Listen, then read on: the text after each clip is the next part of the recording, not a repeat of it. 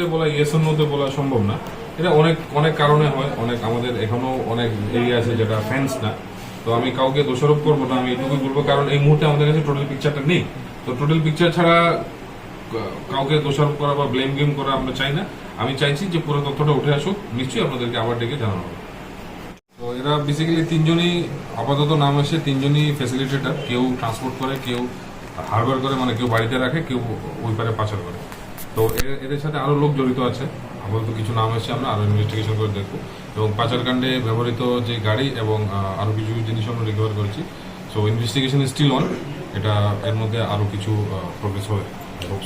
Sir, সেদিন রাতে সিনারিওটা actually কি ছিল, মানে কি হয়েছে ওই মহিলার সঙ্গে, উনি কিভাবে এলেন বা কোথায় ছিল, বা টোটাল ব্যাপারটা কি?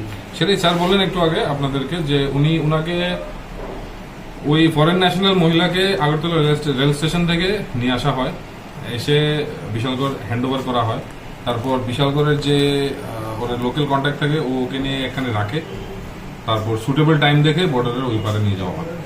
এবং এই কাজের জন্য যেসব লোকাল কিছু গাড়ি এবং লোকাল ড্রাইভারদেরও এনগেজ করা হয়। তো আপাতত এই সিনারিও, ওদিন রাত্রেবেলা যে ড্রাইভার ছিল, আপাতত ইনভেস্টিগেশন এসেছে যে ও আবার ব্যাক করে নিয়ে যাচ্ছিল, বাট মাঝে সামথিং ওয়েন্ট রং, কিছু একটা হয়েছে। তো ওর ব্যাগটা এখনো রিকভার হয়নি, ওই উগান্ডান লেডির ব্যাগও রিকভার হবে।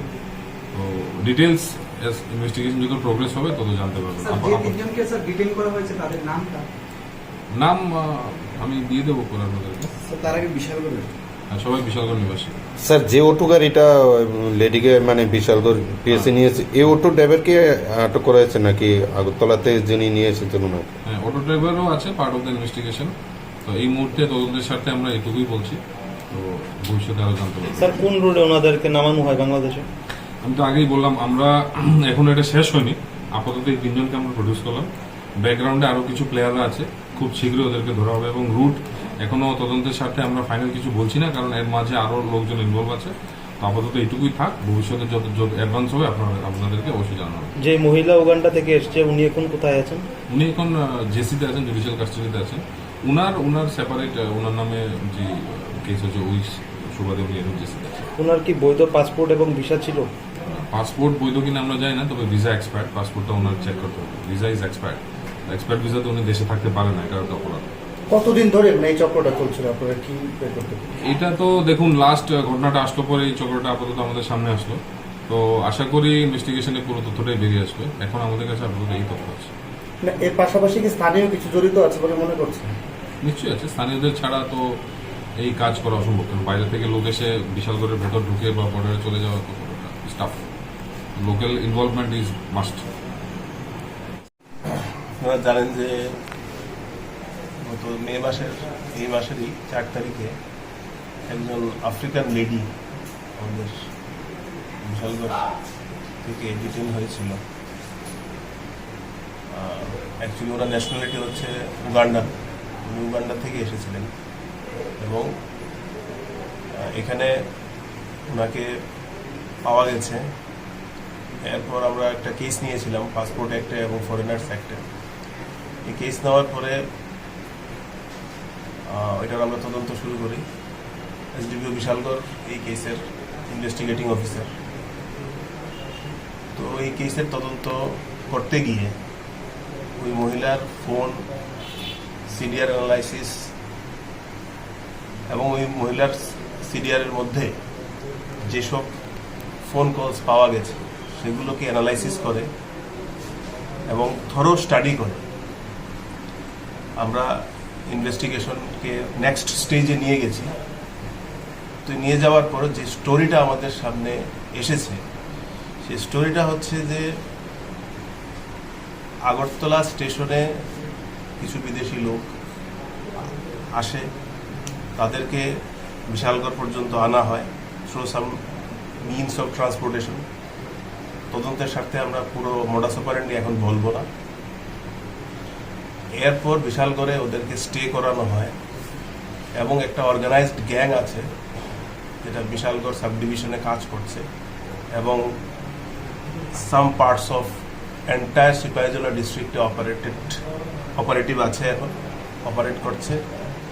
তারা ওদেরকে এখানে হারবারিং করে এবং সেখান থেকে সেটা বাংলাদেশে পাচার হয়। এই ধরনের একটা স্টোরি উঠে আসছে প্রিলিমিনারি ইন্টারোগেশন। এটার উপর বেস করে আমরা যখন তদন্তকে যখন আরো নেক্সট স্টেজে নিয়ে গেছি, আমরা যখন ডিটেল অ্যানালাইসিস করেছি, তখন আমাদের কাছে কিছু চাঞ্চল্যকর তথ্য, সেন্সেশনাল রেভেলেশন হয়েছে। এই তথ্য অনুযায়ী যেটা আমাদের কাছে স্টোরি এসেছে, এই হিসাবে আমরা ব্রেক থ্রু করতে পেরেছি এবং আপনারা দেখতে পাচ্ছেন আমরা 3 জন লোককে আমরা ডিটেইন করেছি এবং এই 3 জন লোকাল, বিশালগড় ওদের বাড়ি, এবং ওদেরকে আমরা ইন্টারোগেট করে আমরা যা পেয়েছি, একটা গাড়ি রিকভারি হয়েছে, আইডেন্টিফাই হয়েছে, সেটা এখানে আছে আমাদের, আমরা সেটাকে ডিটেইন করেছি গাড়িটাকে। এই গাড়িটা দিয়ে এই transportation, illegal transportation, human trafficking যেটাকে বলে, সেটা করা হতো। এই গাড়ির ড্রাইভারকেও আমরা ডিটেইন করেছি এবং এই চক্রের এখন পর্যন্ত আমাদের ইনভেস্টিগেশনের যে মূল পান্ডা, যে হারবারিং করতো এবং সেই ট্রান্সপোর্টেশনের সঙ্গে যুক্ত, ট্রান্সবর্ডার ট্রান্সপোর্টেশন অফ হিউম্যান ট্রাফিকিং, ওকেও আমরা ডিটেইন করেছি, এখানে আছে। এবং ফ্যাসিলিটেট করতো, যারা হারবারিং করতো, তাকেও আমরা আপাতত আমাদের ইনভেস্টিগেশনে যা এসেছে এই হিসাবে আমরা ডিটেইন করেছি।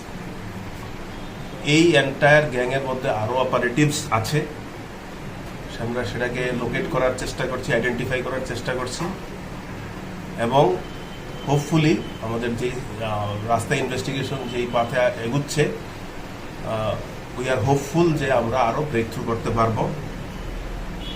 আপনারা দেখেছেন ওদের কাস্টডি থেকে, আমরা আজকে যারা ডিটেইন করেছি, ওদের কাস্টডি থেকে ওই মহিলার পাসপোর্ট রিকভারি হয়েছে, উগান্ডার পাসপোর্ট, রিপাবলিক অফ উগান্ডার পাসপোর্ট। গাড়িটার কথা আমি আগেই বলেছি। ওই মহিলার ফোন রিকভারি হয়েছে এবং ওদের ফোন যেটা আমরা সিজ করেছি, এটাকে আমরা ফার্দার অ্যানালাইসিস করব এবং আমাদের টার্গেট হচ্ছে এই যে চক্রটা, এই ইলিগাল ইনফিল্ট্রেশনের সঙ্গে যুক্ত যে চক্রটা আছে, এটাকে এন্টায়ারলি সেটাকে বাস্ট করা এবং এদের মধ্যে যারাই যুক্ত আছে, ফ্যাসিলিটেট যারা করছে এই ইলিগাল ট্রেডকে, সেটাকে আমরা আইনের আওতায় নিয়ে আসা, লিগ্যাল ফ্রেমওয়ার্কের আন্ডারে নিয়ে আসা, সেটাই হচ্ছে আমাদের টার্গেট। এই ব্যাপারে আরও বিস্তারিত এসডিপিও বিশালগড় বলব।